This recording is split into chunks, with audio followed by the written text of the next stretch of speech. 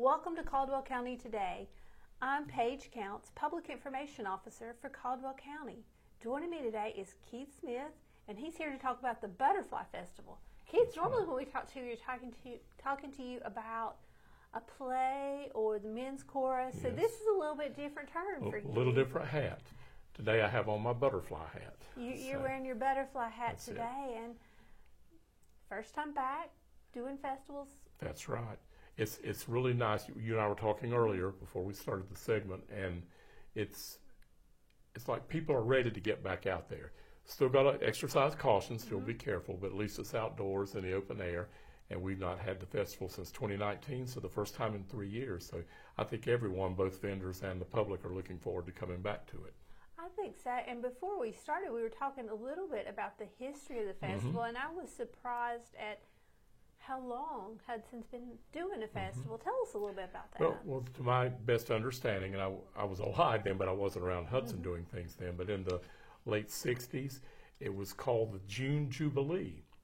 And one reason they moved it earlier into May, which now it's always the first Saturday of May, obviously the name June Jubilee means it was in June and it was hot, as Lenore's July festival is for the Blackberry Festival, and the concrete and everything, but they decided to move back to May to get a little more temperate weather. And Lucy Wagner, who was so involved in the town and Hudson Community Development Association, who sponsors this parade, or not parade, this festival, that sponsored the parade too, we were talking about that earlier, but Lucy was very involved, and she named it the Butterfly Festival. And that's because butterflies, part of their migratory flight, going south and coming back north, comes through Hudson. A lot of them do. So it's an apt name. And then just a few years ago, and I cannot remember the exact year, but maybe 5, 6, 7 years ago, it was officially named the North Carolina Butterfly Festival. So it's been going on for a long time. I'm not sure exactly that transition from the June Jubilee until the Butterfly Festival, but it's very apt. And the thing that I like too is for many years we did a lot of things to honor or recognize butterflies. Rebecca Bentley, the former town manager, did some research and found plants that butterflies are acclimated toward, and we sold some plants during the festival, and that butterflies could frequent or would be friendly for them and their environment. I did a lot of research about interesting butterfly facts, and we had different booths at the festival, have information, and people could do kind of like a scavenger hunt. You would go to booths and collect facts, and whoever collected the most won some kind of prize. We've had butterfly art and all kinds of, I meant to bring, and I didn't, some little butterflies cut out of Coke and Pepsi cans that are amazingly ornate and very detailed, but there's always some kind of art that works in with the butterflies. We've even had butterflies and released them before, but that's been a big challenge. I don't think we'll be doing that again. I went and bought them and brought them back and released them, but there are many that are fluttering around. And Rebecca one time kidded Carl Henderson, who used to be the Public Works Director, and had him to go out to catch butterflies with a net, and she was kidding, but he obeyed and tried to go get some, and she let him know that was a joke. But so we do recognize the butterflies. We talked about having essays for kids to write and that sort of thing. So it's very apt, but that's just where it begins. I mean, it goes well beyond that. That's just the name, and then we'll talk about some things of how it's developed. Well, let's move to how has it developed over the years? Well, it's been big. It's on Central Street, which is above the railroad tracks, raised up from the main street in Hudson, and it has run at its biggest for about close to half a mile from where Parkway Bank used to be, and then it was the drugstore at the end of Central Street, or that portion where it intersects with Cajun Mountain Road, and goes all the way down past the post office, past Legion Road, onto the other side out toward First Citizens Bank. And that's the end we have a lot of kids' activities on. We'll talk about those a little later. But it's about a half a mile. It won't be quite as big this year, but on both sides of the road, the railroad track side and the business side, a booth set up like 10 by 10 spaces. And there's not a bad booth location there. And we've had a town of 4,000 people. We've had up to 10,000 people come in that one day to see the festival. So our police are very good about coordinating traffic, and our public works guys about blocking things off. And so it's very organized, it's very structured, and people have a good time. The thing I meant to mention too, I've always remembered this. I don't know that they're officially banned, but there was a guy one day, this is one of my first festivals close to 10 years ago, and this guy was walking with a big boa constrictor around his neck, and a lot of little fifis, a lot of little dogs that ladies were leading went by, and I just kept waiting and watching, but everything was fine. But Leave we your try to snakes at avoid home, that. Leave your people. snakes at home. Yes. I mean, just please. So. You shouldn't have to say that, No. but Well, please, you know. But it is, I mean, dogs are welcome. Sure, and on their leashes, of On their course. leashes, and, yes. But it's just, as the word implies, festival. It's a very festive time, and we have a good balance of local people and people from other towns across western North Carolina and even eastern North Carolina, and people from other states. And we always have a few vendors who are from out of state as well, who make the festival circuit. Yes. And we're on their schedule, in part because they like the way we've done it, and it's been big and successful for them, so they continue to do that. This year, we're probably a little lower in booths, but we've got around 80. People are making the comeback and trying to gauge that. And we have around 80 booths, but it's a really good balance of food vendors and arts and crafts vendors and informational booths. And I think it's just a very good balance. Keith, you said food vendor. My mind went funnel cake. Always have funnel cakes. In fact, we've had to turn funnel cake people away before because you can't get too many. But this year it's a good balance. And we have turkey legs and burgers and dogs and Philly cheesesteaks and just the whole gamut. So I think people will be real pleased, and we'll definitely find something to eat. What else do you have? I mean, obviously, because I took the funnel cake turn there. But what other kind of booths can people expect? The arts and crafts, a lot of jewelry, a lot of artwork, painting, a lot of crafts, people who do woodwork, a lot of informational booths, churches, political candidates. Just it's very interesting, and some people who just give out facts. There's a lady who works through the state with a program that is giving grants for people who are dealing with COVID issues. And they'll be there just for information if you're claiming that. So it's very apt timing for that. That works out well. And as I said, it's a whole plethora. It's a good balance of different kinds of booths. We have children's rides. Like I said, they're down at the far end and at a safe place from a lot less trafficked area. And there's like a big slide and one of those big bouncy houses. And there's a maze and there are children's games. And people can win prizes, and it's just I guess the biggest thing I think with the rides or for kids is the old fire engine. Our Public Works Department run that from down at that end, and kids all day long will be taken around the festival in those little cars hooked onto the fire engine. So that's exciting always. That is exciting. Is there anything we've missed when we're talking about the actual festival and what you can see and do? Well, the entertainment this year is twofold. There are two main events with entertainment. First is the Little Miss North Carolina pageant that's run by Carolyn Marley.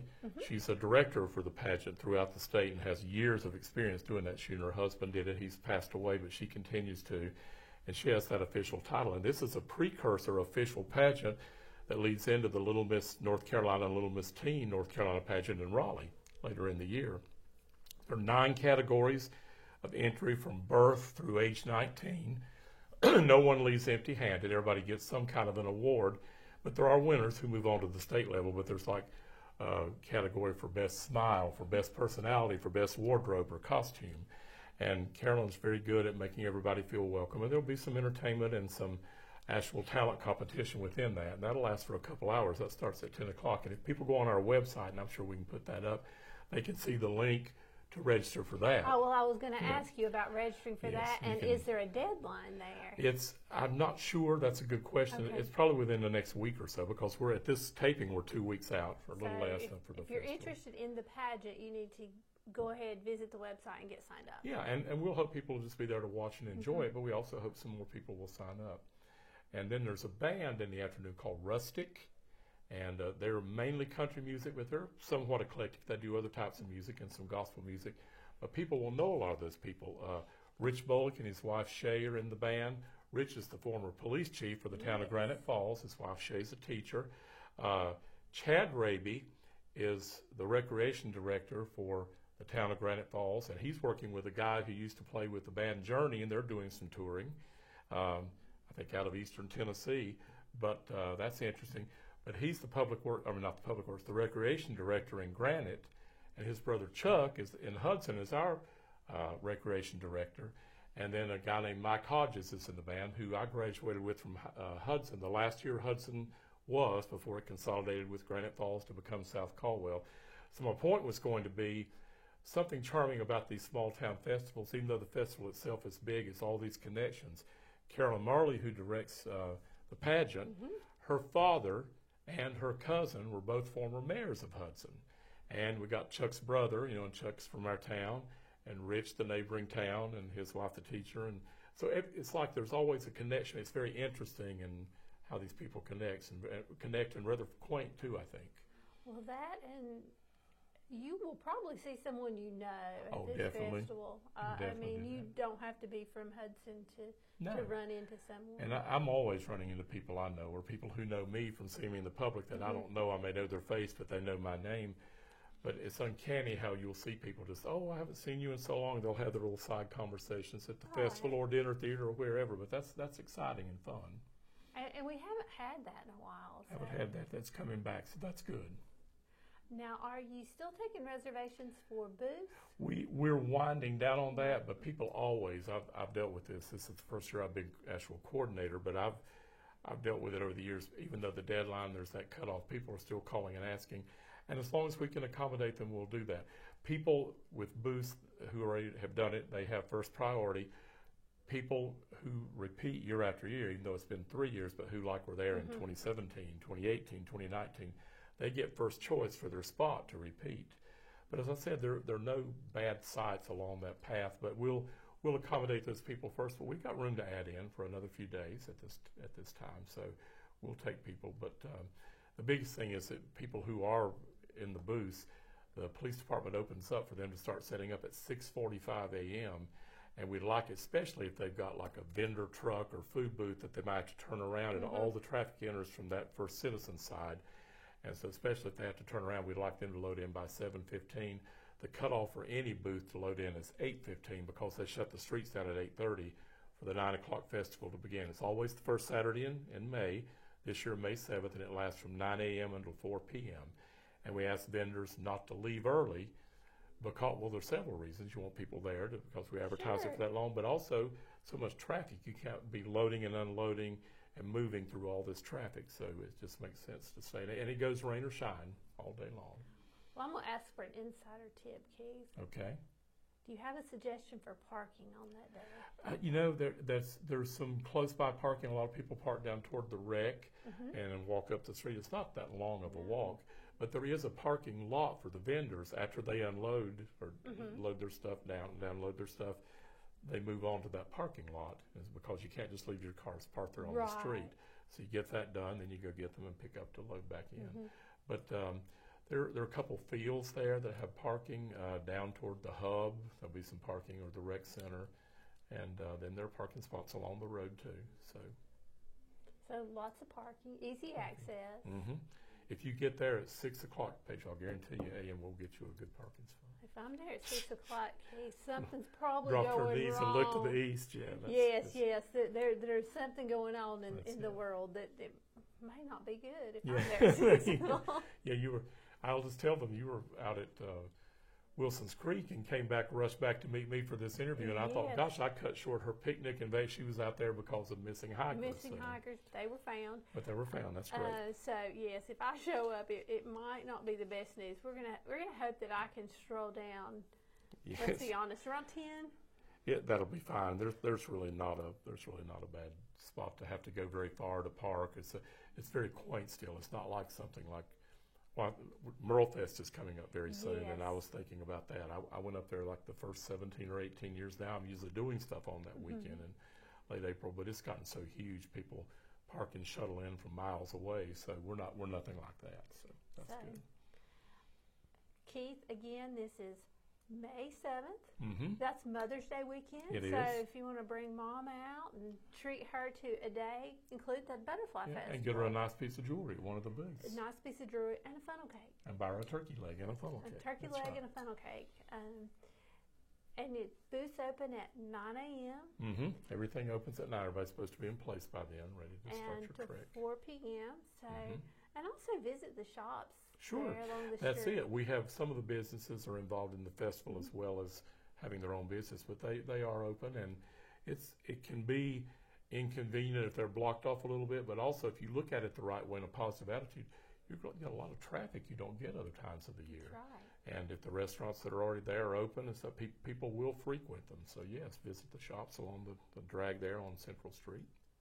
And I'd recommend starting at, you can start wherever you want to, but if you start at one end and go up and then come back and have some stops in between for bathroom breaks or shade, but you can make sure you cover everything, because we don't want people just to stay in that little 20 booth or so conglomerate. We want to experience the whole thing. Experience the whole festival, sit down, listen to the band, watch the pageant. Mm-hmm. And there'll be other events too. I know the American Legion has a booth, but they also, I think, are maybe sponsoring something as far as some military equipment or something. There's always something interesting and things that develop at the last moment that you just see, and it's very good. It is very good. It's a very good time. Keith, thank you for coordinating, doing a lot of work for the Butterfly Festival. We appreciate that, and we appreciate you being here with us Well, today. it's fun, and I'm excited to be back, and I think the town is, and the town really stands behind this. It's overused, that analogy about Mayberry, but it is a very quaint, charming town, and to be our size, we do a lot of things in Hudson. Yes, so, you do. We're very tickled to get the chance to come back out to seek some sense of normalcy again. So yes, I'm excited. I'm planning on being there. Well, good. So I'm glad. thank I'll you. make sure one of them holds a funnel cake just for you. Hold the funnel cake. Yes. Thank you, Keith. Thank you for Thank you, being Paige. here. Always good to be here. And thank you for watching Caldwell County Today.